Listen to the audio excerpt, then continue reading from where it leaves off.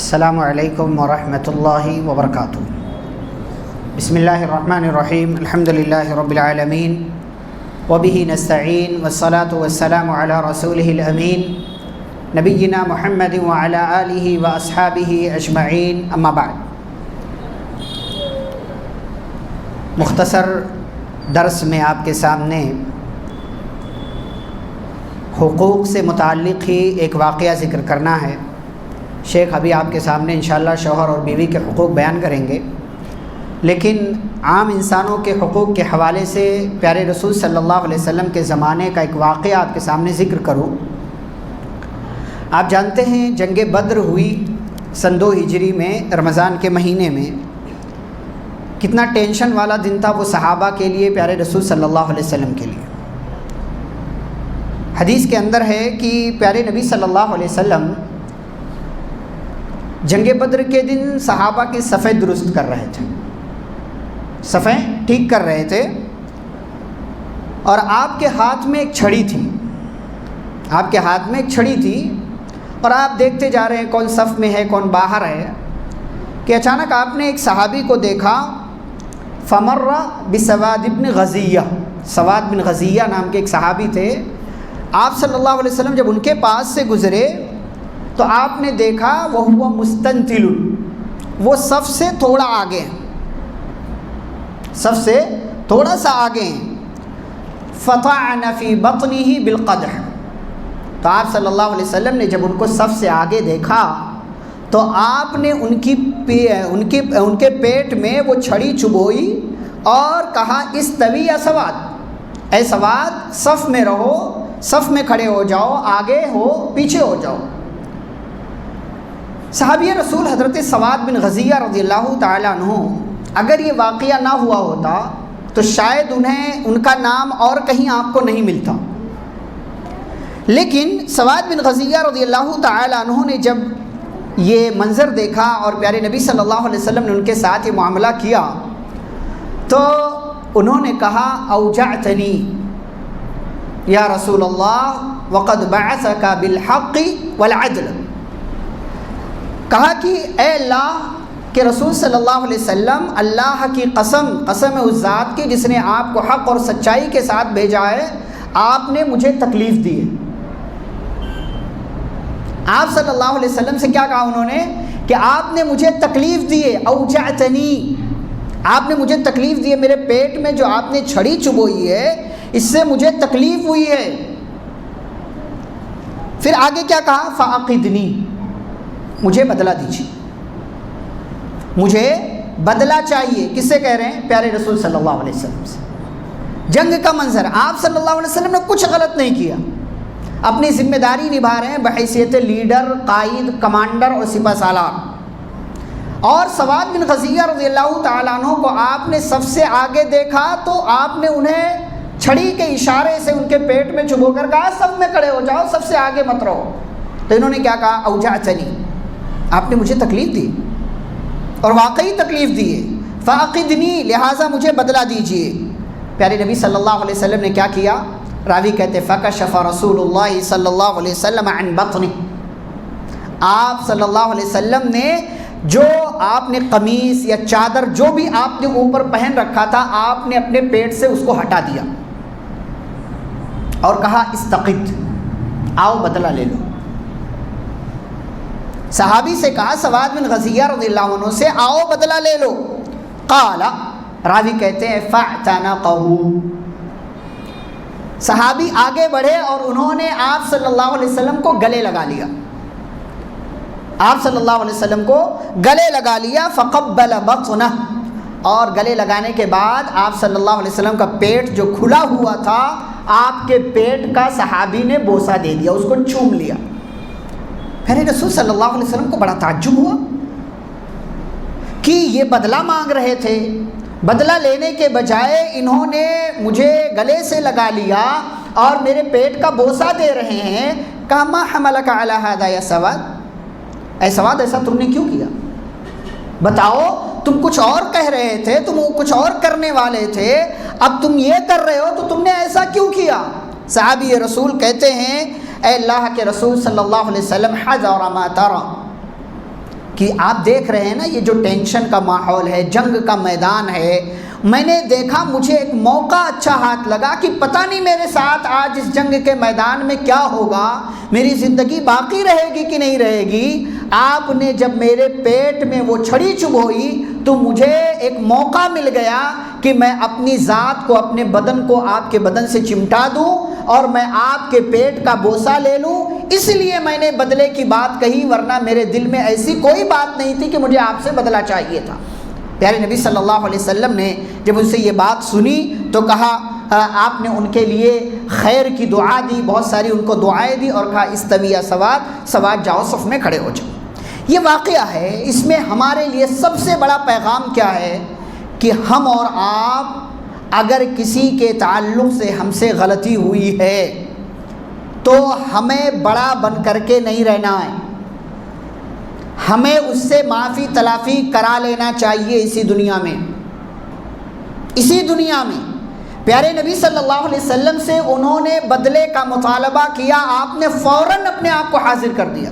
آپ چاہتے تو کہہ سکتے تھے کہ سواد ایسی میری کوئی نیت نہیں تھی، میں تمہیں تکلیف نہیں دینا چاہ رہا تھا، میرے دل میں یہ بات نہیں تھی کہ میں تمہیں کوئی تکلیف دوں، آپ ایسا کچھ کہہ کر کے بات چلا لیتے۔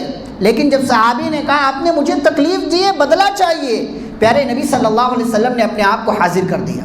اب آپ سوچیں ہم اور آپ دن بھر میں لوگوں کے تعلق سے کتنی غلطیاں کرتے ہیں، کتنے گناہ کرتے ہیں، کتنے لوگوں کا دل دکھاتے ہیں ہم، کتنے لوگوں کے تعلق سے غلط تبصرے کرتے ہیں، کتنے لوگوں کی عزت سے ہم کھلواڑ کر جاتے ہیں، اور کتنے لوگوں کا ہم حق مار لیتے ہیں لیکن ہم واپس کرنا نہیں چاہتے۔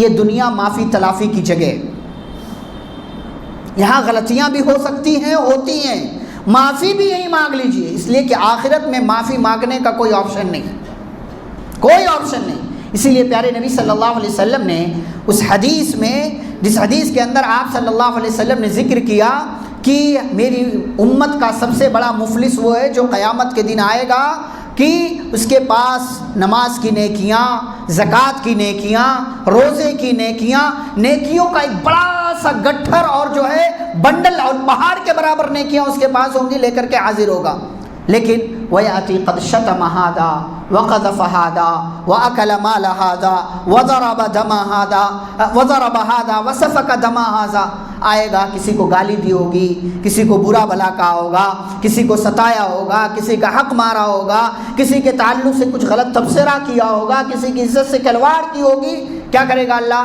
فَيُعْطَى هَذَا مِنْ حَسَنَاتِ وَهَذَا مِنْ حَسَنَاتِ، جتنے لوگوں کے حق پر اس نے ڈاکہ ڈالا ہوگا اللہ رب العالمین سب کو بدلہ دے گا، اور اس بندے کی تمام نیکیاں اٹھا کر کے ایسے تمام لوگوں کو دے دی جائیں گی۔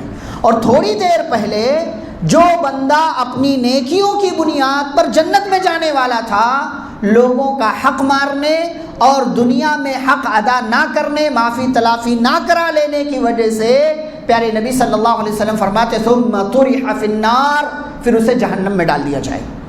ہم اور آپ کو سوچنا چاہیے، غور و فکر کرنا چاہیے، پیارے نبی صلی اللہ علیہ وسلم کی اتنی اعلیٰ ذات، کائنات کے سب سے عظیم انسان، سب سے عظیم مخلوق پیارے نبی صلی اللہ علیہ وسلم، لیکن آپ اپنے آپ کو بدلے کے لیے پیش کر رہے ہیں۔ یہ تو ایک موقع تھا، وفات سے کچھ دنوں قبل ابھی آپ صلی اللہ علیہ وسلم نے اپنے آپ کو قصاص کے لیے پیش کیا کہ میرے صحابہ کسی کے ساتھ میں نے کچھ غلط کیا ہو، آئے میں حاضر ہوں، مجھ سے بدلہ لے لے، کسی کا حق مارا ہوں، میں نے مارا ہو، میں حاضر ہوں، آئے مجھ سے بدلہ لے لے۔ آپ نے اپنے آپ کو قصاص کے لیے پیش کیا۔ ہم اور آپ غلطیاں کرتے ہیں، لیکن غلطیاں کرنے کے بعد ہم ایسے بنے رہتے ہیں جیسے ہم نے کوئی غلطی نہیں کی۔ معافی تلافی اسی دنیا میں کروائیے۔ آپ دیکھیں کسی بہن کا حق مارا ہوگا، آپ نے کسی بھائی کا حق مارا ہوگا، گھر میں کسی رشتہ دار کا حق مارا ہوگا، آپ نے کسی پڑوسی کا حق مارا ہوگا، کسی جاننے والے کا حق مارا ہوگا، لوگوں سے معافیاں تلافیاں کروائیے، لوگوں سے ملاقات کیجئے اور لوگوں سے ملاقات کر کے ان سے معافی مانگیے۔ حق مارا ہے حق لوٹائیے، پیسے کی بات ہے پیسہ لوٹائیے، اور اگر کچھ برا بھلا کہا ہے کسی کو اس سے معافی مانگیے کہ بھائی میں نے تجھے فلاں موقع سے غلط کہہ دیا تھا، برا کہہ دیا تھا، تیرے تعلق سے کوئی غلط بات کہہ دی تھی، مجھے معاف کر دینا۔ ہمیں کیا لگتا ہے کہ اگر ہم نے یہ جملہ کہہ دیا تو ارے میری عزت کیا رہ جائے گی؟ پیارے نبی صلی اللہ علیہ وسلم سے بڑی عزت ہے ہماری، پیارے نبی صلی اللہ علیہ وسلم سے زیادہ عزت والے ہیں ہم؟ بالکل نہیں. ہم اور آپ سے غلطی ہو سکتی ہے، بالکل ہو سکتی ہے. بھائی چھوٹے بھائی کے تعلق سے بھی غلطی ہو جائے، معافی مانگ لیجیے اس سے معافی مانگ لیجیے. اور معافی مانگ لینے سے آپ چھوٹے نہیں ہوتے.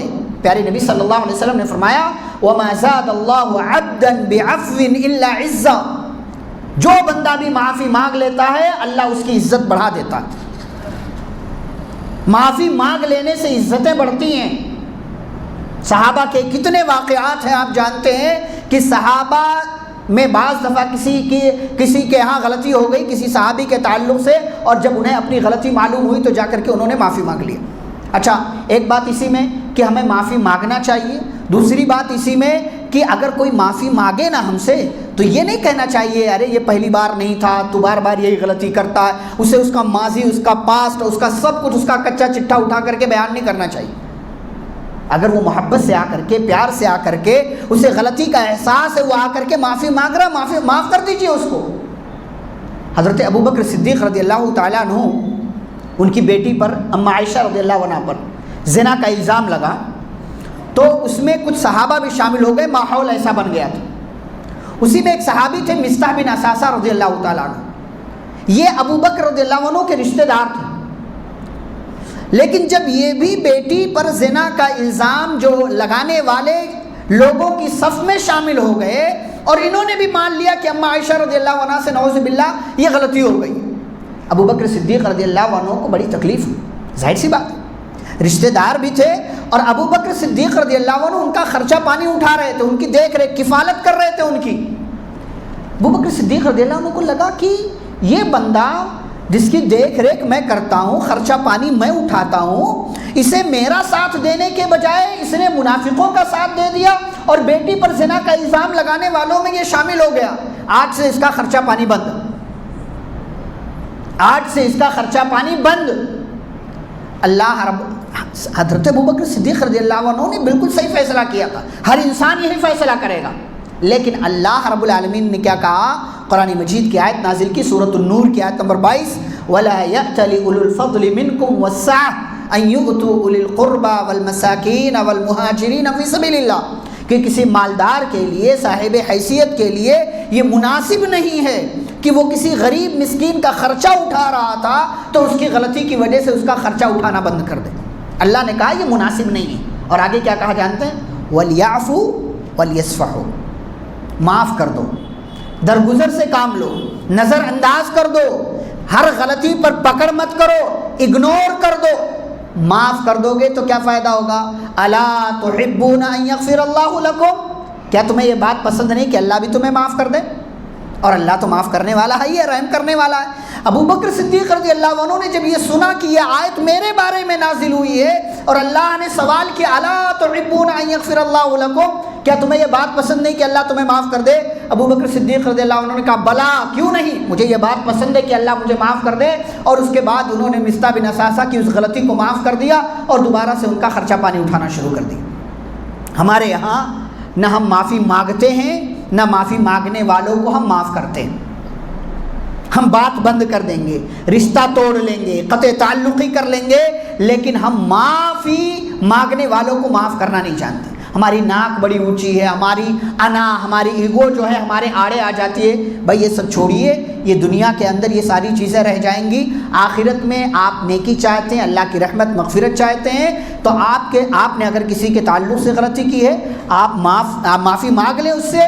اور اگر آپ کے تعلق سے کسی نے غلطی کی ہے، وہ معافی مانگنے آ رہا ہے اسے معاف کر دیجئے، وہ معافی مانگنے نہیں بھی آ رہا ہے تب بھی آپ اسے معاف کر دیجئے، اس امید اور یقین کے ساتھ کہ اگر آپ دنیا والوں کو، لوگوں کو معاف کریں گے تو اللہ رب العالمین بھی آپ کو معاف کرے گا. یہ اس واقعے کے حوالے سے، یہ معافی مانگنے اور معاف کر دینے کے حوالے سے چند ایک باتیں تھیں جو میں نے آپ کی خدمت میں رکھی. اللہ رب العزت سے دعا ہے اللہ ہم سبھی کو ایک دوسرے کے حق میں محبت اور پیار کے ساتھ رہ کر کے زندگی گزارنے کی توفیق عطا فرمائے. اور اگر کسی کے تعلق سے ہم سے غلطی ہو جائے تو ہمیں معافی مانگنے، اور اگر کوئی ہم سے معافی مانگتا ہے تو ہمیں اسے معاف کرنے کے اللہ رب العالمین توفیق عطا فرمائے.